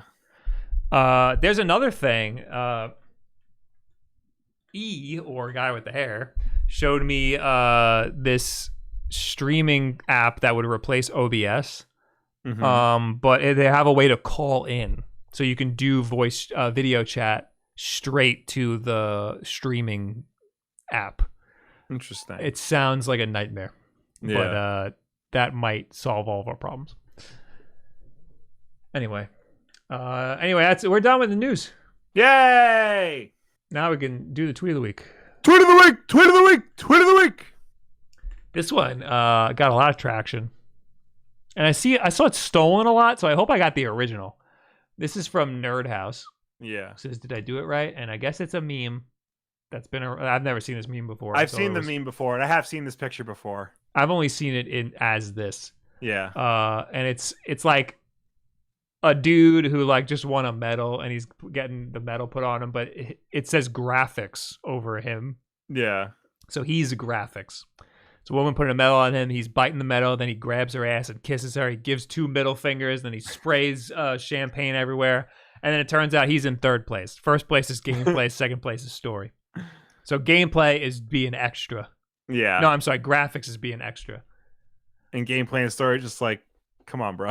And apparently people were giving him crap because there's all these other important things. Yeah. And he's like, is this better? And he did another one where it's gameplay, story, music, art style, characters, controls, replay value, accessibility, and then graphics all the way at the bottom. He's spraying the champagne in his face. Yeah. I like that. I like that because graphics is always like the showy thing. It's always like, in your face, look at how cool these graphics are. And it matters so little compared to gameplay and story.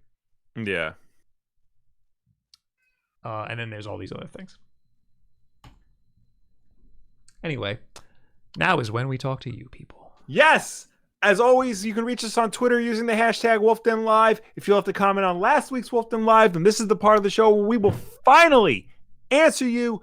And of course, ladies and gentlemen watching us at home, please start leaving your questions and comments because we will get to them when we are done with everybody else. We got... Where's Twitter? We got Twitter over here. We got Jordan, who says, I can't wait for when I can link all my accounts together. And no, wait. We read that one already. Where are you? Oh, I'm last week's. Muhammad Hader said, when Bob said he was going to get swole, I thought he was going all in and going to take steroids. Instead, it's been 2 weeks and all he's done is buy some PJs. Excuse you, buddy. Here's the thing about you talking about your exercise. Everybody's gonna friggin' backseat like trainer you. Oh, and they're all sitting there behind their computers, just melting into their chair. Yep. That's why you don't ever listen to anybody. Getting bed sores in their game chair. Anyway, I'll have you know, I ran 3/4 of a mile today. Oh, wow. So I started on Saturday. Yeah. I ran on Saturday, and I've been doing the 7-minute workout on YouTube. I only did that once, though. No? Yes, I only did that once. I'll do it again in 2 days. And I'm documenting it all for my personal channel. So you can make fun of me all you want over there. There you go. You know what's most important? I'm doing something. Yeah. Damn it. It's better than nothing. You know? And it burns. Let me tell you, it burns. Something's happening. You got to start off small. You were saying? I was saying I also started trying to be active. I do basically I walk on the treadmill, but I'll like sprinkle in like a quick 3-minute run every few minutes in there. You know, and like my legs are sore all the time now. Sometimes I'll pick up the weights and like do this or this or just because, you know, I need to do something. So everything hurts now. But I get to watch Young Justice while I do it. So that's fun. I was watching Young Justice when I heard the news that I will be talking about Scott Snyder's Superman Unchained on the podcast today. Okay. Young Justice is great. If you're into superheroes, specifically if you're into the DC superheroes teaming up, check out Young Justice. Yeah, I've been going through some YouTube rabbit holes watching Justice League clips and like Young Justice clips and stuff. Yeah. Never whole episodes. Just the clips. I mean, sometimes it's all you need, but I like. No, they always end, and I'm like, what happens? What's next? And then I can't find the next clip, and then I'm like, oh, I guess that's it. You know, technically, the DC Universe account I have is a company account. It's a Wulff Den account. I don't know. So if you want the login for that to actually watch Young Justice, does it have all of Justice League and Justice League Unlimited? It does. Okay. It's got all of Batman the Animated Series, Superman the Animated Series. I might have to get in there. Yeah, get in that. David Leviathan says, why did the Xbox One get so few exclusive games in the current generation compared to the massive amount of PS4? Is this something to expect in the next generation of consoles? Somewhere in the middle of the generation, Microsoft decided exclusive games weren't going to be their business model. I don't know, because I feel like they tried. Because, like, they made a big push for the Phantom Thread remake. They made a big deal about Scalebound, but that got canceled. I think there was just a lot of, like, internal reshuffling in the Xbox division of Microsoft this generation that they like, couldn't figure out, like, what exactly to do to, like, catch up to what Sony was doing. But that's when they started to do services like backwards compatibility, Game Pass, basically those two. Well, that's what I'm saying. Like they started like, we got to beat Sony. We got to get all of these great games on here. Right. And they had a big push for exclusives. It didn't really help. So they were like, we're wasting money. We got to stop. And then that's why they canceled Scalebound. And then they refocused what they were doing.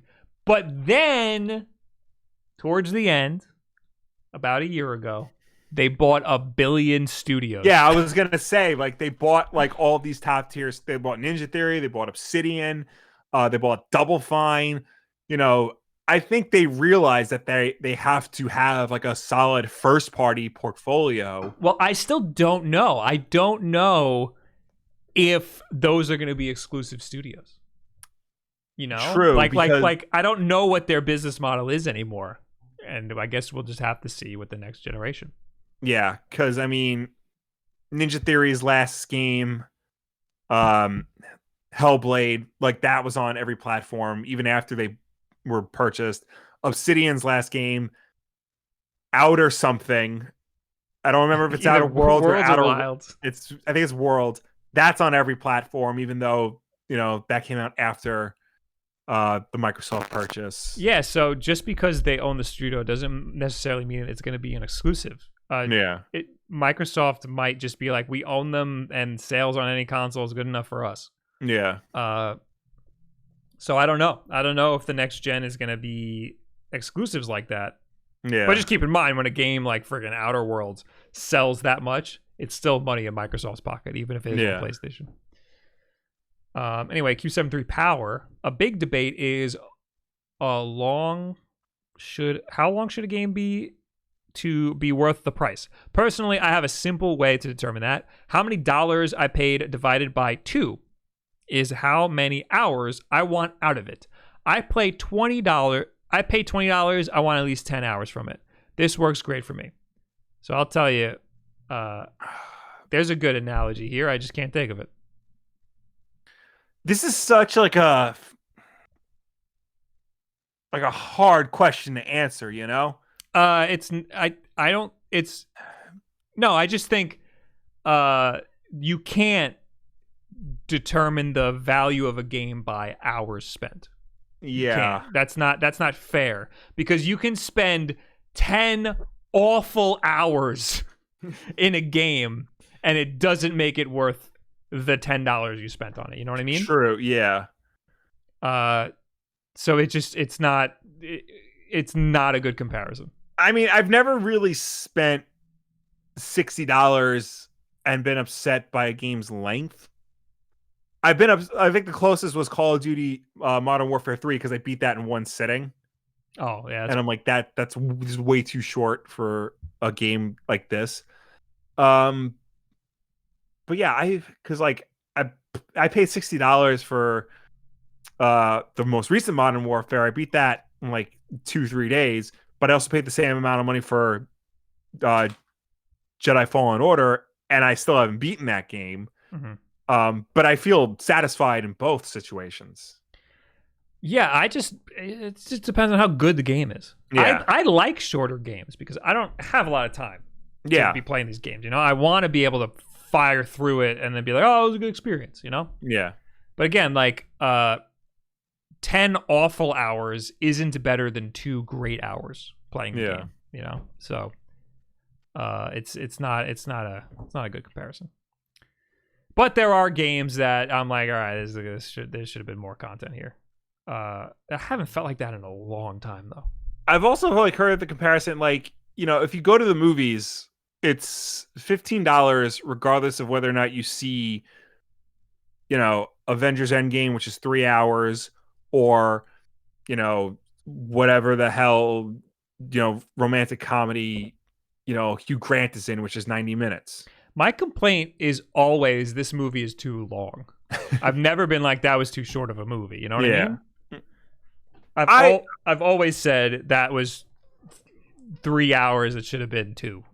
Well, yeah, because you feel it more when it's longer. Yeah, but how come a video game we're like that should have been longer? Because we could do it in multiple sittings. Yeah, because you could do that. Because like if it's fun, you want to keep that fun going. Yeah, I loved Infinity War. I didn't want any more of it though. Yeah, I was like, that's good. That's good. Actually, no. Infinity War. I said that should have been 2 movies. Well, it was. Okay. It should have been 3 movies. Infinity War itself should have been 2. You think so? No, I'm sorry. Endgame. I think Endgame should have been 2 movies. Endgame should have been 2 movies. Yeah. There was a lot there. And there was a clear part where they could have broken it off into a second movie. Yeah. They needed more exposition on one part, and then they should have... Anyway. Yeah. Justin Coley says, how you manage releasing N64, GameCube, or more on the Switch? What games would you tempt to keep some players through the PS5 and Xbox? And then he just mashes the keyboard, release, keep up the great content. I don't know what the hell I think he's saying, what should there be? How should they put N64 and GameCube games on the Switch? And what games would you put on there to tempt people away from the PS5 and Xbox? I don't know if it's necessarily a matter of tempting people away from PS5 and Xbox. In terms of like what games you like, how do you manage release? You would think do it like you're doing NES and SNES games, but it sounds like they're re-releasing the Mario games in their own special collection.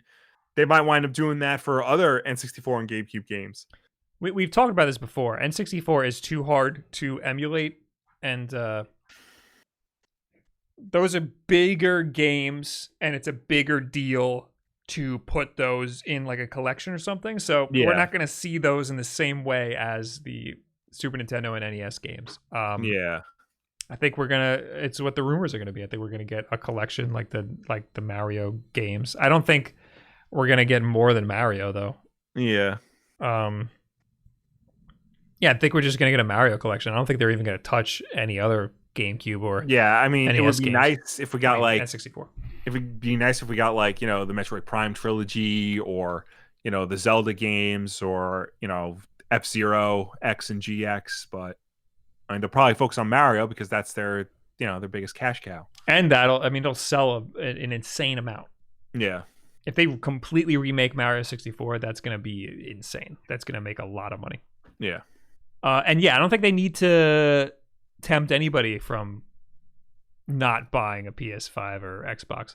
I think that they don't compete that directly with other consoles. Yeah. I think it's just they're so in their own category that they're not worried about the next gen consoles. Yeah. They're probably like, let them have their spotlight for the next year and then we'll come back stronger next year. Anyway, last week's Wulff Den Live from the comments, we got Richard the Architect Archo, who says, it's annoying when people try to compare a $3,000 to $5,000 gaming PC being better than a $500 console. Try to build a 4K gaming PC with only $500. That even comes close. You can't. I agree. And I say that all the time. Everybody's always like, I could build you a gaming PC for $500. Good luck. Yeah.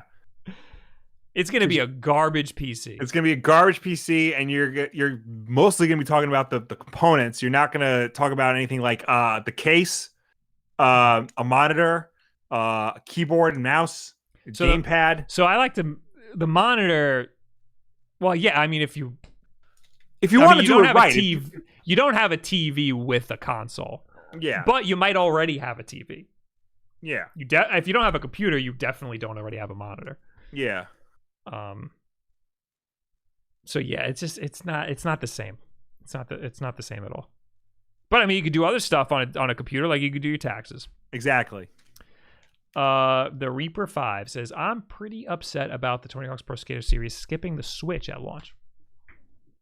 I am too. I would much rather it be on Switch than anything else. Forgot who it was. I forgot if it was last week or if somebody on Twitter mentioned it to me. But like, Activision didn't put the Crash Collection or the Spyro Collection on Switch at launch. It was you who said it during the podcast last week. Oh yeah, it was me. I'm so smart. I mean, hopefully they do. Like put it on Switch eventually. It is concerning that they didn't announce it in the initial announcement for it. But I mean, just go to my Twitter, retweet my tweet, or tweet that yourself. Hey Activision, please don't forget to put Tony Hawk's Pro Skater on Switch, please and thank you. What else?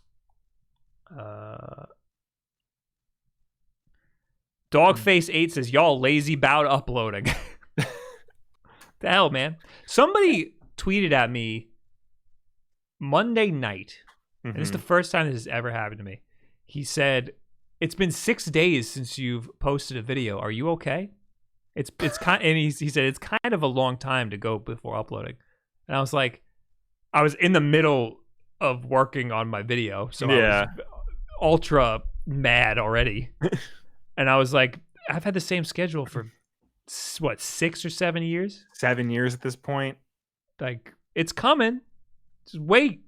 I got a message once, like an hour, half hour before my video was supposed to go up, and he's like, "Yo, where's your video, man?" I'm like, you can't wait half an hour? Yeah, it's the same time every single week. Every time. 7 years. Yeah. Julio Gotti says, I do not watch Wulff Den Live, and now that I am doing it, I have missed great content. We have you during business days and Spawncast during Saturdays. Awesome. Thanks, man. There you go. Tell everybody else. Yeah, we keep you covered during the week when everyone else is just sitting there waiting for the weekend. Also, more importantly, you don't have to watch this. Yeah. There's Wulff Den clips if you want. Just part of the stream. And of course, we're an audio podcast on a whole bunch of platforms I'll mention at the end of the show. Not everybody has what's it called? The time to do a 2-hour stream, to watch a 2-hour stream. Christopher Hart says, and in true Nintendo fashion, they drop a big game news the day after Wulff Den Live. Yes. That's how it always friggin' goes. Yep. Megan Lovett says, a triangle is just a polygon with 3 sides. We had this giant debate last week. Yeah. A polygon is just a triangle with 3 sides. A triangle is a polygon. What? Essentially, all 3D models are constructed of triangles. Whenever you've heard someone talking about game graphics, polygons, they were in essence talking about triangles. Okay. But that's what... And I know... Triangles refers to the surface of a polygon.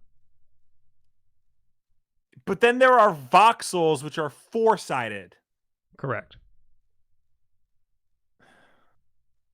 But technically, that's just 2 triangles put together. Yeah. For one side.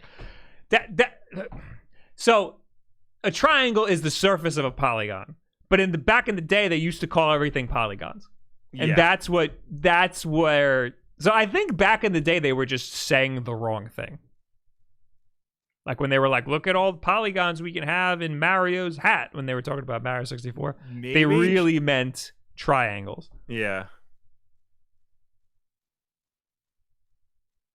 I always took polygon as the point, like where the two planes meet. Yeah. But that's just wrong. That's just straight up wrong. I'm not getting into this again. Yeah. We're in the chat now. Okay. Oh, we got some super chats. Mecha Dragon 101 with $2. Will, you're not going to talk about the Snyder cut? What is he talking about? What are they talking about? Fine. I'll bust open these pretzels. I'll give spoiler alert. I'm gonna like them. Will's a big Snyder fan. Yeah, these are damn good pretzels. Yeah, right. He's big into the Snyder. I wish these were because like these are like little nuggets. Mm-hmm. If these were a little bit like bigger, they would go great with hummus. Dante Miro with $3. Here's my late fee. Thanks, Dante. Thank you. Late fees are never required, but always appreciated. No, they're always required and never appreciated. Screw you, Dante. Joshua Faircloth with $1 and a wink face. Right back at you. Aiden in the chat says 2 professional men talking about shapes. Professional? We are amateurs, damn it. AJ says bunch of nerd crap. Just call them red, green, and blue dots like I do. Well, no, because those are the pixels of the LED screen. Yeah, that's what he's referring to. Yeah. But yeah, no, that would be the physical hardware resolution. Yeah. AJ, get your crap together. Mecha Dragon 101 with another $5. Should I play my copy of Cave Story God Bless You on the Switch, despite everyone telling me to play it online instead, thanks to Nicholas' treatment of the game? I don't know anything about Cave Story. All I know is it's freaking royalty free or something. The source code. Probably. I know Cave Story is available on like every platform under the sun for the last like 10 years. Yeah, it usually comes with these portable emulator things. Yeah, because I think the source code is just available to anybody. Well, there's Cave Story, and then I think the one that he puts on every platform is Cave Story Plus. Right. That costs money. Yeah. Kool-Aid 3 says, do you think the next Switch could do ray tracing 1080p 60 in its current form? Regardless, games aside, why do peeps buy new consoles? Frames per second or graphics and resolution? People buy new consoles because they want to play the latest games. They don't care about any of the other crap. It's the same reason why people, upgrade their phone every year. They feel like they need to have the latest and greatest. No, I disagree. I think people upgrade their phone every year because they either break it, it gets gummy, or it gets really slow. In a year? Okay, I take it back. 2 years until it gets slow. Yeah. Every year, yeah, they just want the latest and greatest thing. Yeah. I mean, that's why people, especially at launch, people go out and buy like the new systems because they see the shiny thing and they want the shiny thing because their old thing is starting to get dull. Now, people do that with TVs, and that I'll never understand. Yeah. Buying a TV every year. Yeah, TVs should last you a very long time. A very, very long time. Oh. Mike says, Will, what about Deadpool 3? Check out my video today on Deadpool 3 and why I think maybe Disney shouldn't make it. Can we talk about that thumbnail? What a great thumbnail. That was a killer thumbnail. Whoever the thumbnail artist is, we should put him on the payroll. Where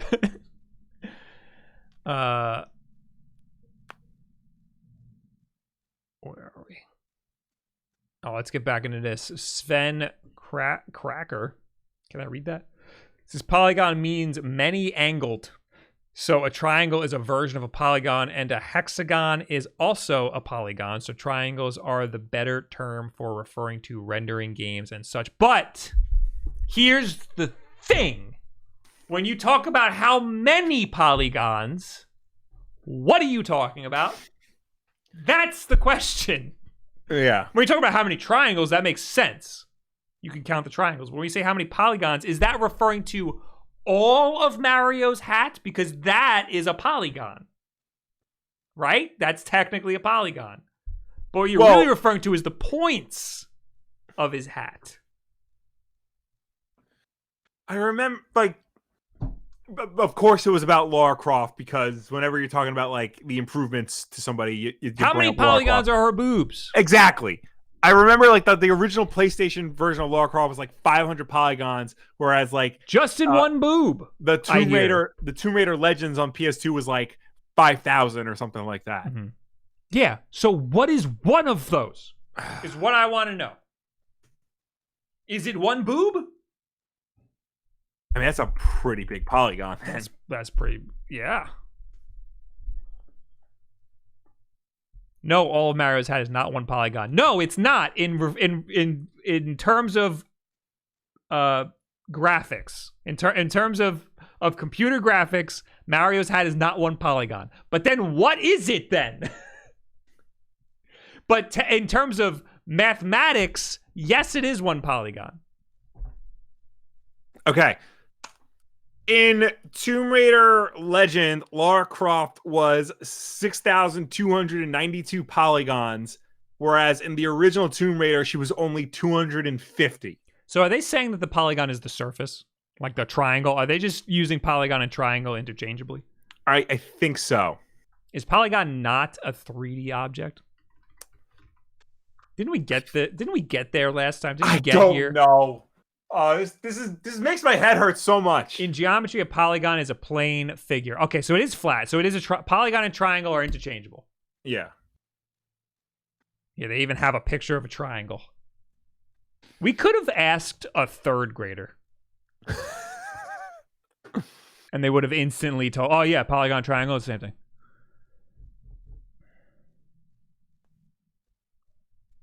Tomb Raider Underworld, Laura's poly count was 32,000, up from 6,000. But how many is one boob? I mean, at this point, her boobs are probably like at least. I mean, Like Tomb Raider Underworld is probably at least like 1,000 each.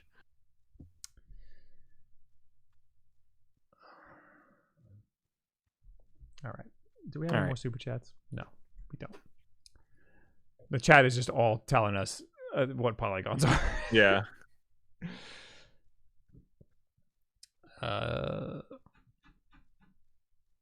Polygons are two-dimensional.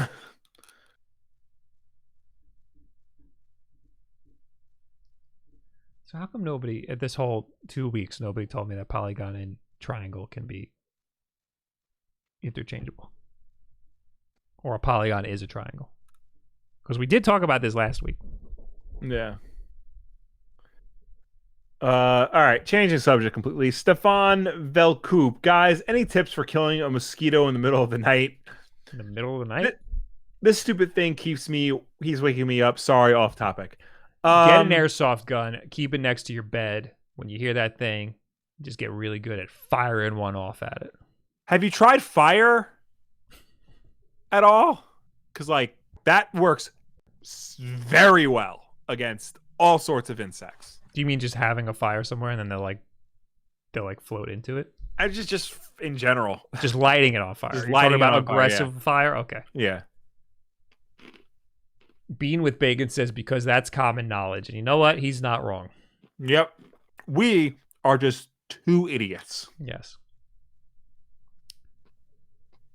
I said good day, sir. Says if I drink enough coffee, I can hear shapes. What does a polygon sound like? To me, it sounds like screaming. Yeah.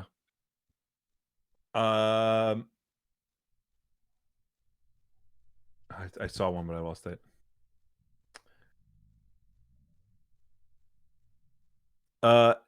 Exit. Remember the fighting polygon team from the OG Smash Brothers? Yeah. How could you forget? That was the original game. I'm surprised. And of all those Smash Brothers games, they've never put one of those characters as an unlockable. Yeah, right? Yeah. That would have made a lot. They should do that as the next DLC. People would be pissed. Oh my god. People would be so mad. You thought people were mad that the last character was a Fire Emblem character. Mm-hmm. And it should be like really bad looking. Yeah. And it should just have all of the stats of a Mii fighter. Just control like a Mii fighter. People would be so mad. I'm more mad that the Smash Brothers games don't have those types of mini games in them anymore. Oh yeah, that's right. They don't. Or at least like a way to play through them. Yeah. I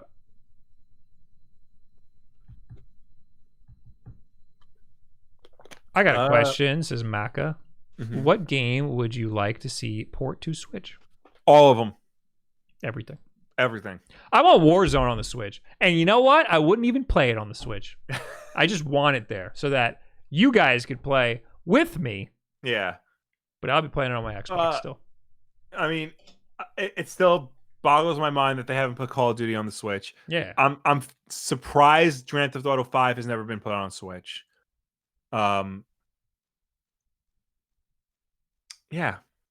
Mainly them. This is the last one I'm going to read. Okay. Kanji Sutra says, you didn't mention Core Gadget in your recent video about Switch apps. What's up with that? I knew that it existed, and I just completely forgot when I was making the video. Yeah. I even asked people about Switch apps. I did a lot of research about Switch apps, and Core Gadget was just, I just completely glossed over Core Gadget. But now I have it, and I'm going to doodle around with it.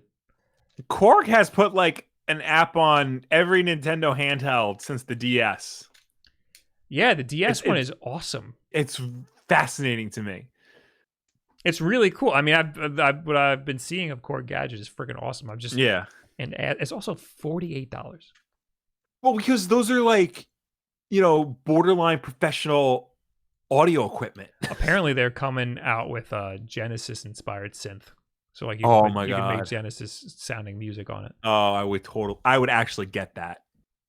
Like I haven't made music since high school, but I would totally get that. $48, baby. Oh my god. Anyway, Waffle Sim, this is the last one I'm reading, says, what's this stream about? It's about to end. Thank you for hanging out. Thank you for tuning in. Thank you for watching us. Thank you for chatting with us. As always, Wulff Den Live is every single Wednesday night at 8 p.m. Eastern. Right here on youtube.com/Wulff Den. If you can't make the show for any reason at all, we always put it up as an archive version on Thursday for you to watch on demand whenever you want.